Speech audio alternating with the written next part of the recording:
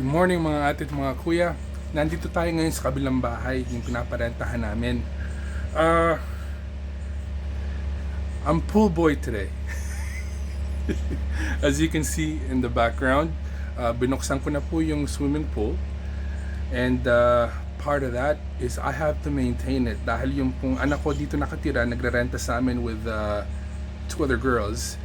They don't know how to do it, or you know what, I'll be honest with you, they will not do it, or he will not do it, because ganun talaga eh.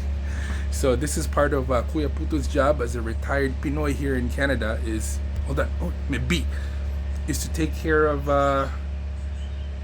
rental properties.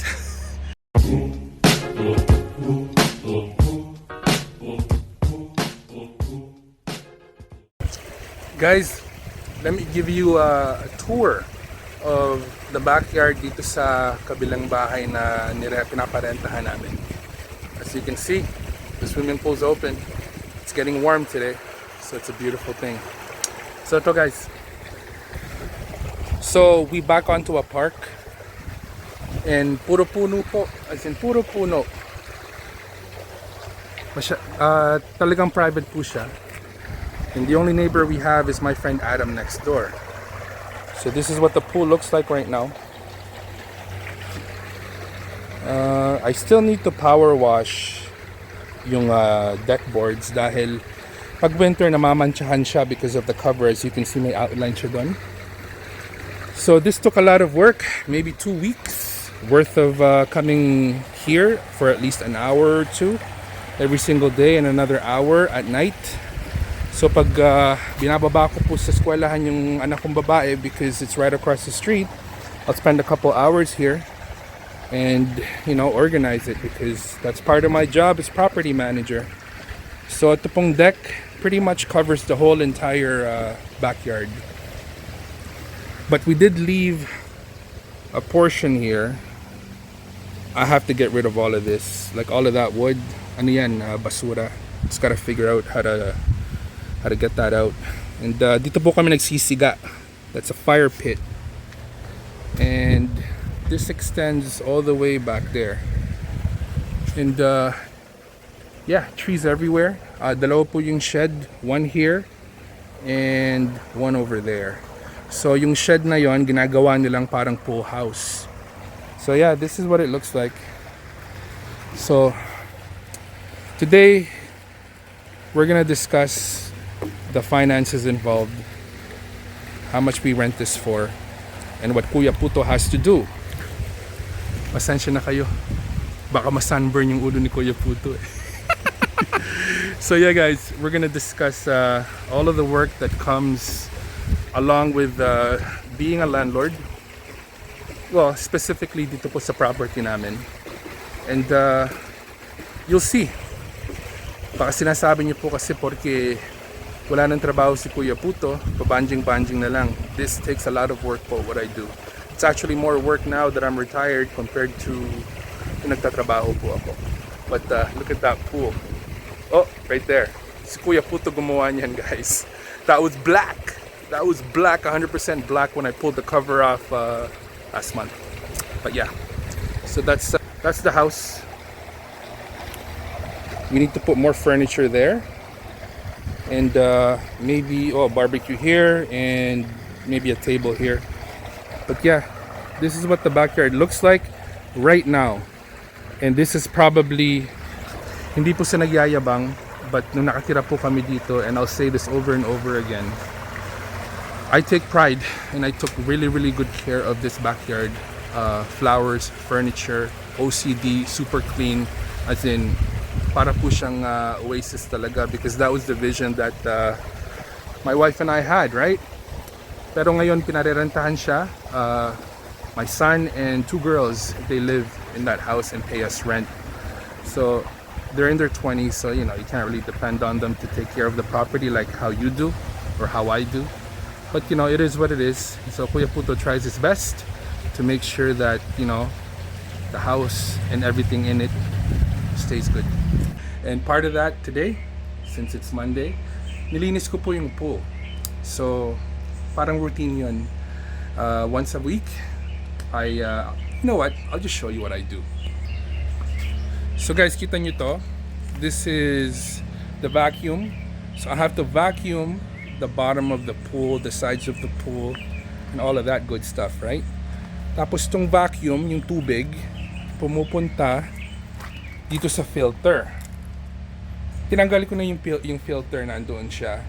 So, ginagawa ko kanina pa, I'm hosing down the filter para malinis dahil yung mga dumi-dumi from millions of leaves that surround the property, pag nahulog sila dun sa pool, they end up here.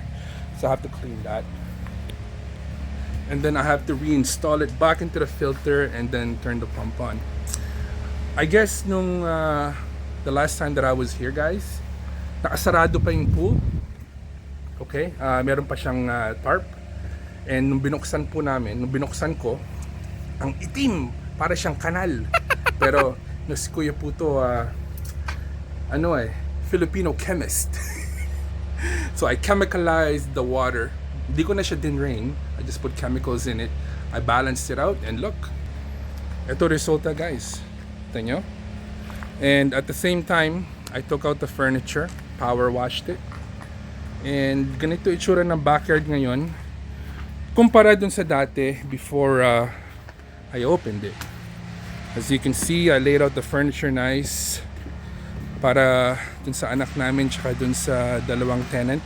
Well, tatlo silang tenant, right? So ganyan ang itsura. So medyo maganda na siya. Pero hindi kasing ganda nung dito kami nakatira. Because nung dito kami nakatira si Kuya PuTo, may OCD ako eh. So I make sure that it's like super nice, like a paradise. If I can find some pictures, I'll post it here or there so you can see the difference. But you know what? For them, this is good. So yan, there's a bar here. There's a fridge on the top which palay ko itatapon ko na lang dahil di naman nila ginagamit eh. So yan, medyo madumi pa sa upper deck. I have to clean that. I have to put some furniture there pag naligpit ko na yung mga gamit ko. So yeah guys, ito yung itsura ng backyard nung rental property namin, which used to be our old house. Ayan, wala kaming backyard neighbors. That's all park. And my friend Adam lives here. Pakita ko sa inyo yung backyard ni Adam. That's where he lives. My neighbor actually is a super nice dude. Nung binuksan ko yung pool, tapos nakita ko itim, sabi niya sa akin, Mark, don't worry, tutulungan kita. Because that happens to our pool every single year when we open it. Itim yung loob. But yeah, so nagtatrabaho muna si Kuya PuTo dahil busy yung araw natin. And later on, I will talk about the finances involved with having a rental property dito sa Brantford, Ontario. Okay? So, one last look before I finish up with the pool. At ngayon. Much, much better, but nowhere near as good as what it used to look when we were living here. Dati punong-puno po ng mga flowers, nice furniture, it's clean, it's tidy, OCD style. But this will do. Dahil mga bata kasi, they don't, yung mga bata nagre-renta sa amin, katulad nung sa namin. But yeah. So, trabaho muna si Kuya PuTo and later on, we'll talk about the finances. Okay? Ito po yung lalagyan ng basurahan sa gilid.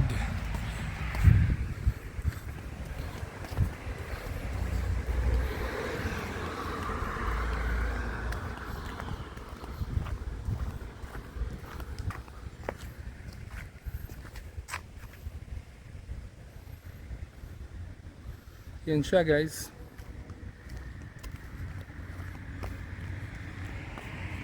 So, just to give you guys a brief background, ito pong house, we bought this about 12 years ago. And we lived here for about 90% of the time, right? Until COVID happened and then we moved to Mississauga. So, she is a raised ranch. And ano siya? 3 bedroom, 2 bathrooms. and a big backyard. So what else can I say? We put a love, sweat, and effort into this. That's I try to take care of her the best way that I can. The last video, pinagawa ko po yun, bato na nandoon. And my friend Lucky, feature ko po siya sa video ko dati. He cuts the grass here, on the side, and on the side, and in the backyard. Twice a week kinakat po ni Lucky yun. And sinasabay na po niya yung sa kabilang bahay. So he does 2 properties every 2 weeks for me. And we'll discuss the details about that later on. Okay. Punta muna tayo sa supermarket dahil si Mrs. may pinapabili na pagkain. Kailangan kunin po ni Kuya PuTo yun dahil kung hindi, disgrasya. So guys, gasolina muna tayo. Wala nang gasolina si Kuya PuTo eh.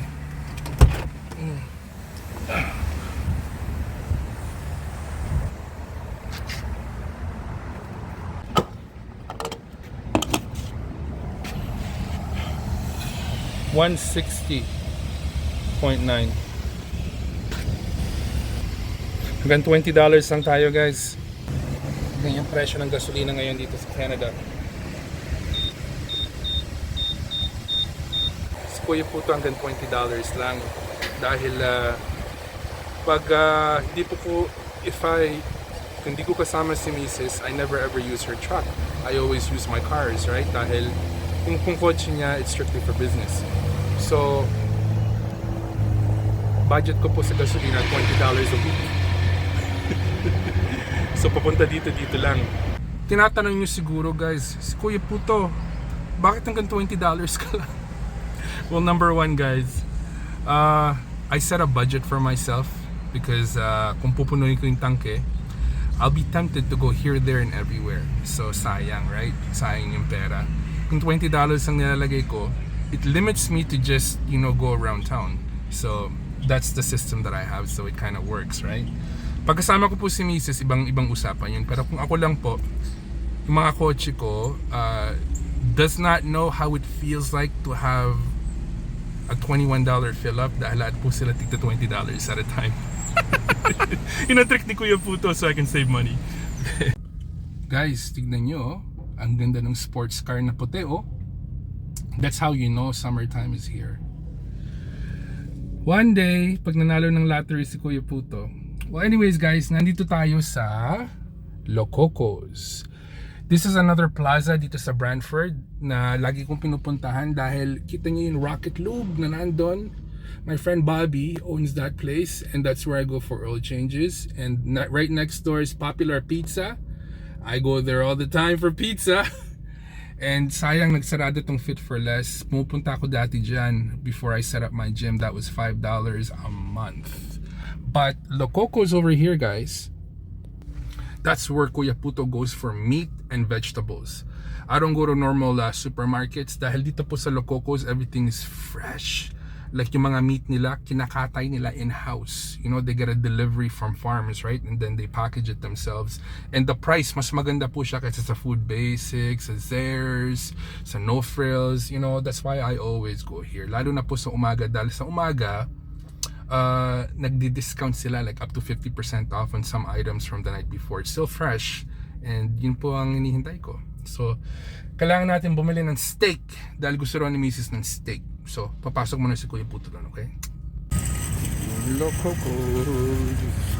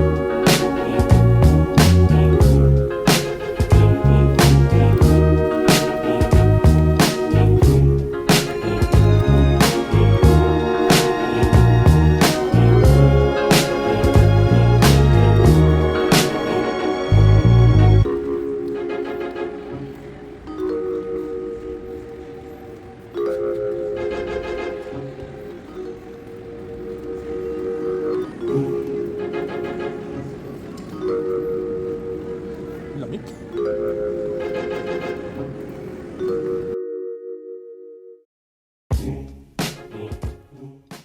So guys, the time is 10:04 a.m. Kailangan nag-drive si Kuya PuTo to the other end of town dun sa metro dahil the other request ni Mrs. dun ko lang makukuha. So, eto trabaho ngayon natin. You know, pool boy, delivery boy, and later on, kusinero. Papasok ko na ako, kunin ko muna yung pinapakuha ni Mrs. bago ako masigawan, okay?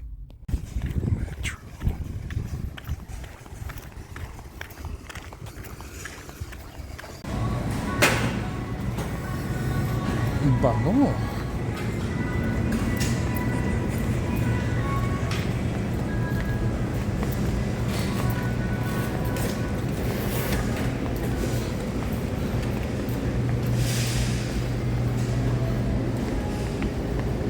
Morning.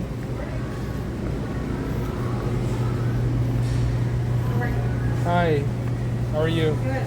Can I grab 2 of your biggest lobsters, please? I know they're roughly the same size, but if you can grab me a couple of the big boys. If you see bigger, No, just let me you know go and for I'll it. get 'em. No, you go for it.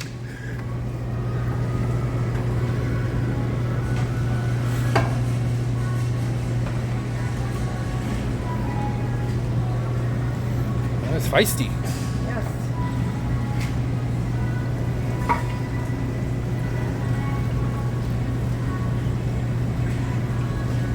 Looks pretty good. Grab me this guy. This one? Yeah, his claw seems to be a good size. Doesn't want to go. No. No. He doesn't want. He said no. Doesn't want to go. He wants to live. He wants to live and mess Wants up to my. live. He wants to splash and mess up my clean glass. Oh, we don't want that. No. He wants to live.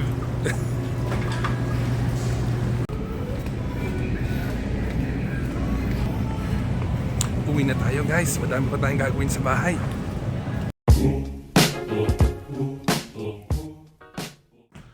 Ito na guys, nasa bahay na si Kuya PuTo.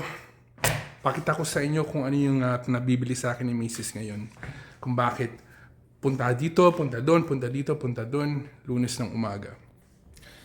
Eto, tsaka eto, yung dalawang yan, special request ni Mrs. And eto guys, dun sa Lokoko, it's reduced. You get 1, 2, 3, 4, 5 big chicken breasts for $12.64. You can't beat that. And eto hindi ko maiwasan dahil special request din. Gusto daw ni Mrs. ng steak. So iluluto ko sa kanya yan. But before I do that, I promise you guys, magkukwentuhan tayo tungkol sa financial economics of having a rental property dito sa Brantford. So let me go get comfortable and kwentuhan tayo. So guys, no big secret because I vlogged it. Last year po, lumipat kami dito sa bahay na to. Pero yung panganay namin, nakiusap. Sabi niya, kung pwede raw, bigyan siya ng opportunity to experience how it is to live by himself and to pay rent and, you know, live in the real world, right? So pinag-usapan po namin ni Mrs. Sabi namin, you know what, we can rent the property, yung pong kabilang bahay, for market value anytime we want. Pero it's not every day that we're able to give our son an opportunity to be a man, to experience life. So pinagbigyan po namin siya. So usapan namin, kailangan asikasuhin mo yung bahay. Kailangan, you're gonna act like a second landlord to me. So if there's anything na may kailangan gawin, tawagan niya ako or ayusin niya kung pwede niyang ayusin, di ba? So currently, 3 po nakatira doon. Yung pong panganay namin, he lives in the basement. And 2 girls, kaibigan po niya, best friends po niya. Nakatira sila sa taas. So the house itself, it's 1,400 square feet, double car garage, 3 bedrooms upstairs with 1 full bathroom, full kitchen, full living room, and a full basement with its own ensuite. So doon po nakatira sa basement yung panganay namin, and yung dalawang babae, nakaibigan niya, nakatira po doon sa taas. So the one girl has the master bedroom, and then the other girl has got the 2 bedrooms Sa kanya po yun. Dahil yung pong the 2 bedrooms, that's not the master, maliliit po sila. So, ganun po ang division. So, they get access to everything. It's fully air conditioned, and they have access to basically the whole house. The whole house is theirs, including the backyard. Ang pinag-usapan lang po namin, yung garahe sa akin. You know? Dahil meron po akong nakaparada na kotse doon and a bunch of tools and stuff na I don't have room here dito sa bahay namin currently, right? So, that's the arrangement. So, oh yeah, the backyard too. They get full use of the backyard. And kunyari po, meron kaming bisita or meron kaming, I don't know, event that kailangan namin gamitin yung backyard, we have to ask for their permission. So, basically, tell them what date we need them. We need the backyard, di ba? Dahil next month po, our family, my wife's brother and his family is coming over from Vancouver, and they're gonna stay with us for about 2 weeks. And they have 3 little boys, and they want to swim. So I have to make arrangements with my son and the 2 girls to make sure that it's okay with them that we have backyard access for 2 weeks. So ayos lang po yun. Everything is great. So siguro tinatanong nyo, Kuya Puto, tama ng daldal. Tama na details. Let's go to the money matters. Okay. So before we said yes to my son, sabi po namin sa kanya, the current market rental value ng pong bahay is $2,600 to $2,700 a month. Yung po ang current market rental value niya. Pero I know that the two girls and our son cannot afford that. And we just wanted to help them out, right? So sinabi ko, okay, look, you know what? I need bare minimum $2,000. So sabi po nung panganay namin, okay, look, why don't you charge the 2 girls $800 each, and I'm gonna pay you $400. Ang gandang deal po nun, di ba? Isipin nyo, dahil all-inclusive yun. Kasama na yung internet, kasama na yung hydro, kasama na yung tubig. You have 1,400 square feet, you have 2 full bathrooms, kitchen, like a whole entire house, living room, and the beautiful backyard. All for $2,000. $400 for my son, $800 for the one girl, and $800 for the other girl. Yun po ang division, yun po ang kinikita ni Kuya Puto and his family doon sa kabilang bahay. So, we're not out to make money. Okay, we just want to help out our son and his 2 friends, right? And they're good people, you know, they're young. Like, alam po nila na we're giving the house to them for way below market value, and in return, mabait po sila. The rent is always on time. They try their best to clean, but then you can't really expect much from a bunch of 20-year-olds, right? So, hindi ako pumupunta sa loob ng bahay. Okay? That's their space. Access ko lang po backyard and the garage. I respect that because they pay me rent, right? So, I don't expect the inside of the house to look like how it should nung doon po kami nakatira, because it is a rental. You know, so I'm trying to shift my mindset and not take it so personal. Dahil ako po, you know, pag tinira namin, sa puso ko na po yun eh. Like yung pong bahay na yun, malapit sa puso ko dahil doon kami nagtira. But then, as a landlord, I have to separate that feeling because of business, right? So ngayon, iniisip ko po, as hard as it may be, it's just a space that people are renting. Okay? So, yeah, $2,000 a month is what we charge our son and the 2 girls to live there. All inclusive. Sasabihin niyo po, Kuya Puto, luging-lugi kayo. You know what? Not everything is all about money, you know? I mean, with the $2,000 that we charge them, it's enough to cover like all the basic expenses, right? What we're trying to do, my wife and I, is to give them an opportunity, especially my son. Okay, I want them to understand and realize na, oh, this is how it is. Oh, he's doing us a favor. Oh, you know what? We should do better. Okay? Dahil realistically po, I don't think they can afford a house such as that to rent on a monthly basis based on the jobs that they have, but we wanted to give them a push start, okay? And we made them understand, hey, you know what? We're giving this to you for below market value.